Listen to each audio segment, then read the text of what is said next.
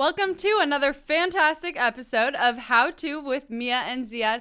If you aren't already, then go ahead and subscribe to us on our YouTube channel and go and follow us on our other social media accounts. It's all under the handle Gerber Kawasaki. Today, we're going to be talking about saving for college.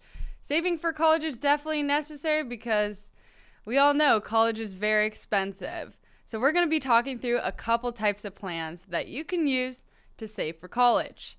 Now, of course, remember that none of this should be taken as personal advice. If you have questions about your specific situation, please talk to your financial advisor, and let's get into it. Working with a lot of younger families, one of the major goals that they have is being able to support their children through college. Especially now more than ever, it's so important to make sure that college savings is a part of your plan and your goals. So we wanted to take some time to dive into how much you should be saving for, what kind of different accounts you can take advantage of, and how it fits into your overall financial plan. So let's get into it. So why is it so important to start saving early for college? Well, if you've been paying attention to college tuition prices over the past few decades, you'll notice that they have increased exponentially over the years. College tuition prices have been getting higher and higher at an increasing rate per year, so much to the point that you can't even use regular inflation rates to forecast what college tuition is going to cost in the future. You have to use what's called a college inflation rate instead. Here at GK, we use a college inflation rate of 5% growth a year on college tuition prices. To put that into context, let's say you had a kid today and they're planning on going to college in 18 years. You wanted to make sure that you were paying for all 4 years of college, and they decided to go to the most expensive private institution in the country. Right now, tuition rates range from around $60,000 a year. That means for 4 years, you would have to be ready to pay for about $240,000 in tuition alone. Now, if you apply college inflation to that, 5% a year for 18 years, that means by the time they get to college, you have to be ready to pay upwards of $750,000 in tuition to pay for their entire college education. Now, that's not even including room and board, food, textbooks, all that other stuff that also comes into play. So with tuition rates getting so high over such a long period of time, you need to be ready to save earlier rather than later. Get your money working for you earlier, so that way it's a lot easier to make sure that you're supporting your children through college. So what is a 529, and what are some incentives that they offer? What can they be used for? Who can contribute to them? How much can you contribute to them?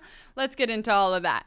A 529 plan is an investment account that is used to save and then pay for college. 529s can offer tax advantages and savings and investment opportunities that can then pay for qualified educational expenses. They work in a way that's similar to Roth IRAs. You make after-tax contributions, and then later they can be pulled out tax-free. Again, if they're qualified educational expenses. Contributions to a 529 plan are considered gifts for gift tax purposes.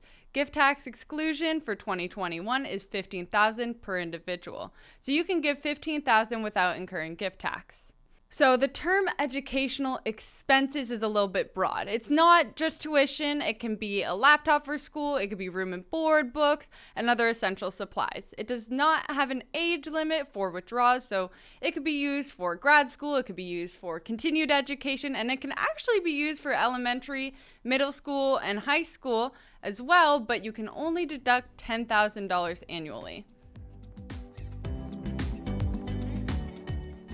Before the 529 plan, there was the Coverdell Educational Savings Account, or ESA.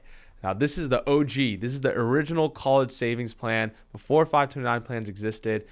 How this works is similar to a 529.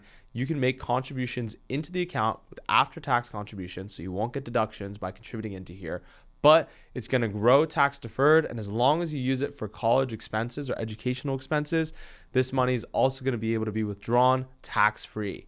Now, there's a lot more limitations to a Coverdell as opposed to a 529 plan. One, if you make too much money, you can't contribute into this plan. If you as a couple make more than $220,000, or as a single person make over $110,000, you cannot contribute into a Coverdell ESA. Also, unlike the 529 plan where you can contribute $15,000 a person, in total, a child of a Coverdell ESA can only receive $2,000. It doesn't matter where it comes from, you can only contribute $2,000 a year. which means there's a lot more limitations on contributions as well.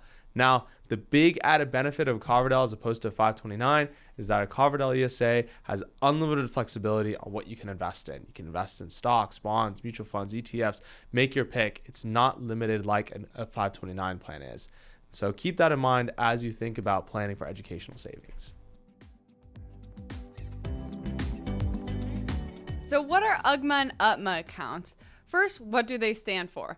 UGMA is the Uniform Gift to Minors Act. UTMA is the Uniform Transfers to Minors Act. And they're relatively similar, as are their names.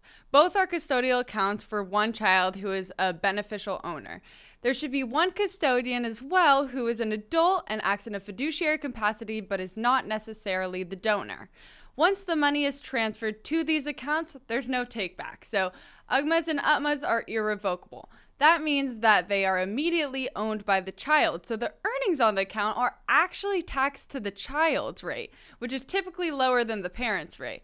And they can be withdrawn for the benefit of the child. So it could even be used for like a fun summer camp, but not for basic necessities like food.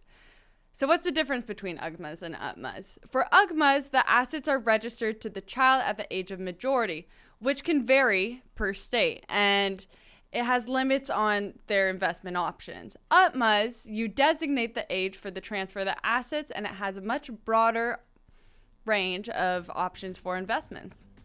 So as you can see, saving to support your children through their college education is so important, something that you do want to get started on earlier rather than later. If you've seen any of the episodes we've done on student loans, you'll know that those loans can be a big burden, and being able to take some of that load off your children's shoulders will help jumpstart their financial lives as they graduate and enter the workforce. As a service to our GK clients, we do not charge ongoing management fees for our 529 plans. So what are you waiting for? Reach out to us. We can sit down, get your educational savings plan together, as well as make sure the rest of your finances are working in your best interests. Well, everyone, thank you again for joining us on another episode of How To with Mia and Ziad.